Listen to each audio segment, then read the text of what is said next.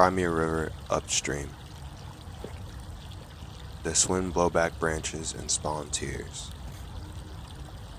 I see them as I watch the water fall over worn rock, floating over every divot, crossing the dry surface. A misstep could wash me away, but I'm ever so gentle with my bricks. I sit above the smallest mountain, in irregular form. It barely protrudes.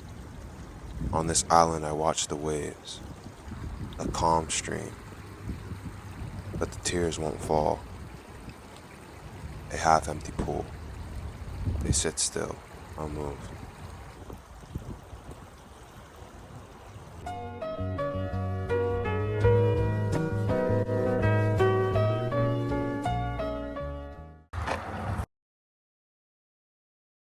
Testing, testing, testing.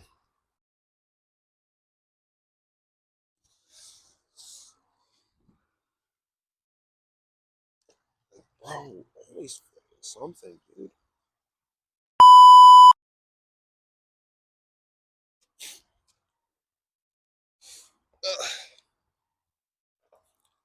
Testing, testing.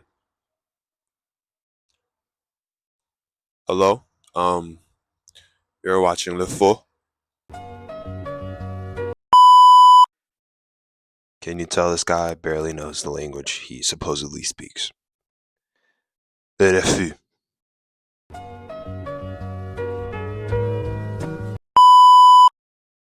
Can you tell that guy barely knows how to pronounce the words of the language he supposedly speaks? RFU.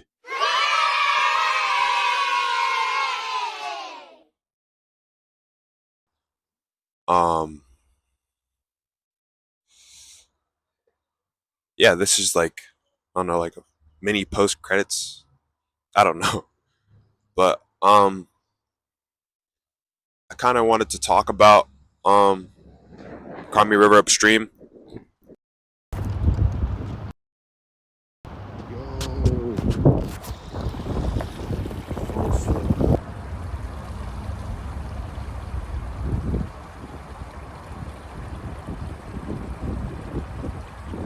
Hello?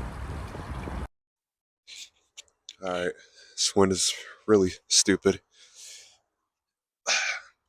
God. Anyways, I wanted to talk about Cry Me A River Upstream. Um, I wrote it, not very rock right there. I don't know if uh, I think that's kind of apparent, I guess. Um, but I wanted to talk about the major theme in it. I don't know if I wanted to give people room to interpret, Room to what? interpretate, Yo, B, swear to God, whatever. I'm not gonna lie, man, you lost it, bro. But I don't know. It was just a thing that really, as of late, I mean, I wrote this like a couple days ago. Was really troubling me. And that theme is apathy. And I don't really know how to explain it too well, but I don't know. I like nature a lot. And when I found this spot or this rock, I thought it would make me feel like it used to make me feel, about nature, because that feeling, was with me very recently. But for some reason, I sat on the rock, and where I'd usually, you know, find pleasure and you know enjoy things like that in my leisure, um, I kind of didn't feel anything, and that scared me. That idea really did scare me. Uh, I went home and I laid in bed, and yeah, I just felt terrible. And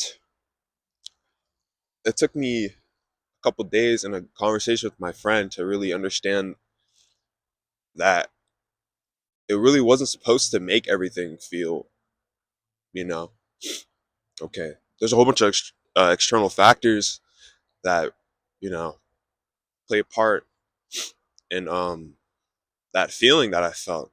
And I really thought that, you know, doing things that I enjoy would really, you know,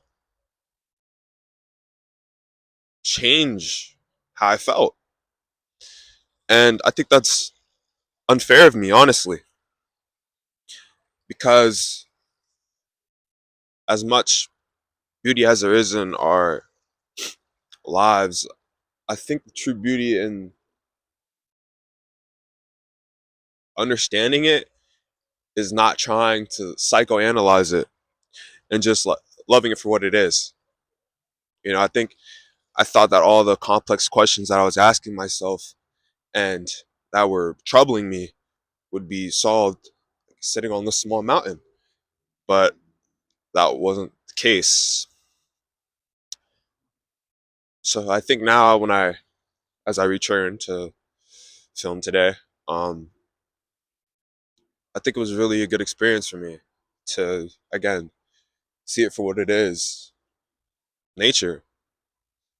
It wasn't smashed together. This whole area was just put like this over time. These rocks are probably all together at some point. Um, there's a log over there. That log was probably standing as a tree once. Um, these rocks that I hold up. These rocks that I skip over here were probably all, their own big thing.